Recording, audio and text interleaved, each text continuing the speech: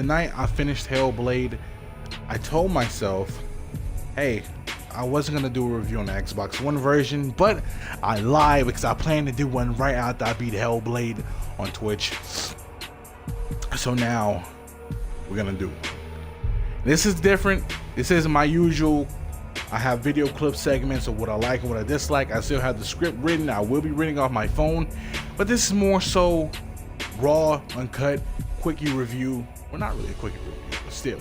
This is more raw, this is more uncut, this is more no video clip, but I'm still gonna give the review the proper way I would treat a review regardless. But just, I'm doing it live. This is what I'm gonna do live. Let's do it.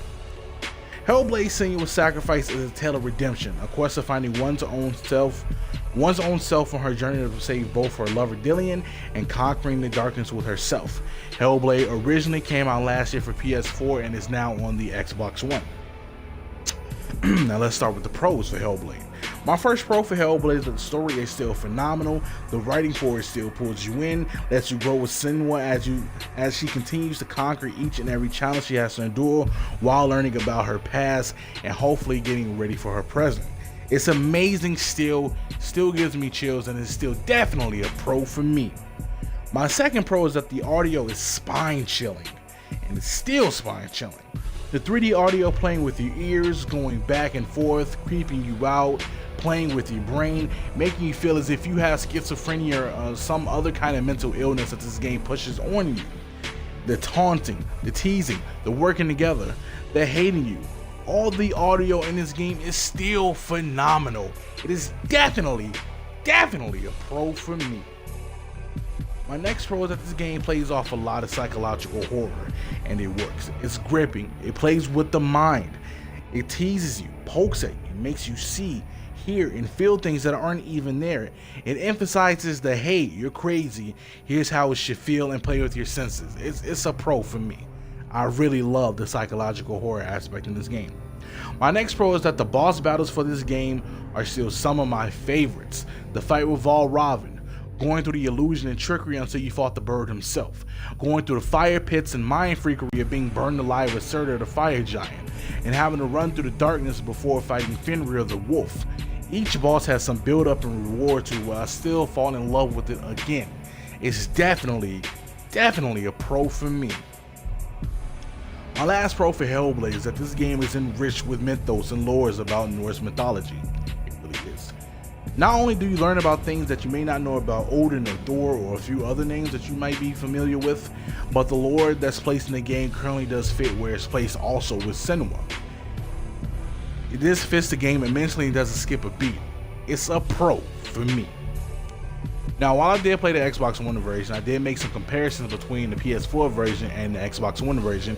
And might I add, I do have the original PlayStation 4, the original Xbox One, launch day Xbox One, and I got my PlayStation 4 around 2014, 2015. So, I'm kind of like right there. They're both in the same genre still. So, I did some comparisons respectively between the two, and here's where the cons come into play. My first con for Hellblade is that the graphics for the Xbox One version are either a bit blurry or a bit fuzzy. When the camera pans out in certain cutscenes, there's a moment where Senua looks wonderful, but then there's others where you see the graphics are not so up to par on her hair or her face, details of her armor are missing, and just looks blurry overall in general. It's definitely a con for me. My next con is that the walking is still boring. While it does add much more to it with the narration included, even on the Xbox One version, the walking can still be a pain to get along with, and really just takes the wind out of the sails once the action begins to happen or has happened or anything else has happened before that. My next con is that also still, the combat is nothing to write home about. Neither is the enemy variety. It's honestly a bit repetitive as time goes on, as all you have is light, heavy, guard break, and focus attacks. The combos come forth and then they're the same thing over and over and over again. It really doesn't change much, it's bland, and it's one of the downsides about Hellblade that they should have picked up when the development process began. And I say this on my PS4 review also. You get introduced to enemies that are the same variety over and over and over again. You get maybe 2 to 3 new enemies that are new, but they still get introduced to where no more new enemies come along unless it's a boss fight. and that is as time progresses from early on to the fight with Hela, beginning to end basically. It's disappointing still, and it's definitely a con for me. And lastly, my last con is that the room puzzles are just annoying on here as they were in the PS4 version when I first played them. Nothing's gonna change that, nothing's gonna make those fun. Finding shapes and playing block puzzles are just not fun.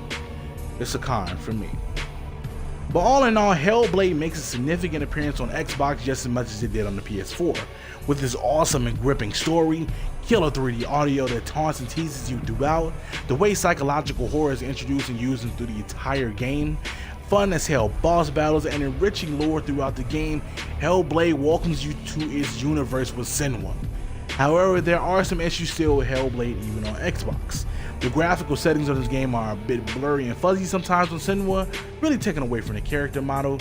The walking can still be just as boring as it was on the PS4. The combat enemy variety is still lackluster and repetitive as hell, and the room puzzles are not fun at all, and this goes for both Xbox and PlayStation.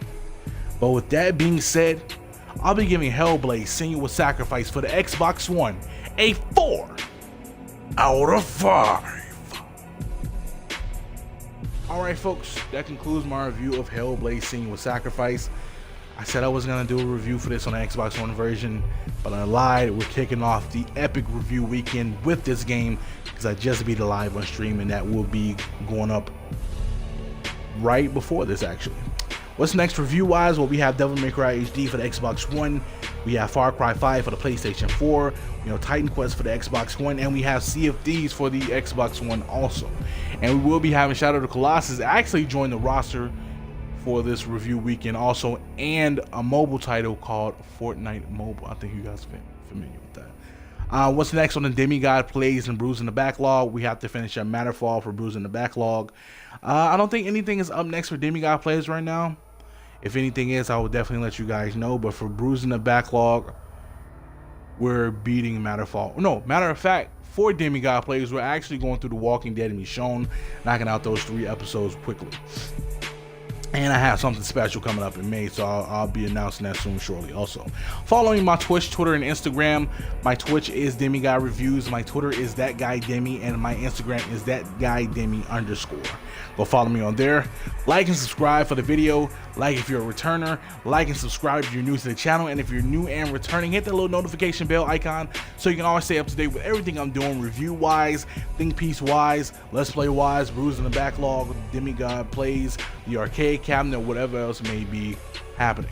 Also, Think Piece episode 9 or 10 should be coming up this week also, so be on the lookout for that as well. And I'll see you guys soon. Until the next video, until the next review, until whatever else comes up, well, tune in, turn up, and throw down. For those waiting on Hellblade, all of that being a playlist for you guys shortly. It's looking like a GG, and I'm out.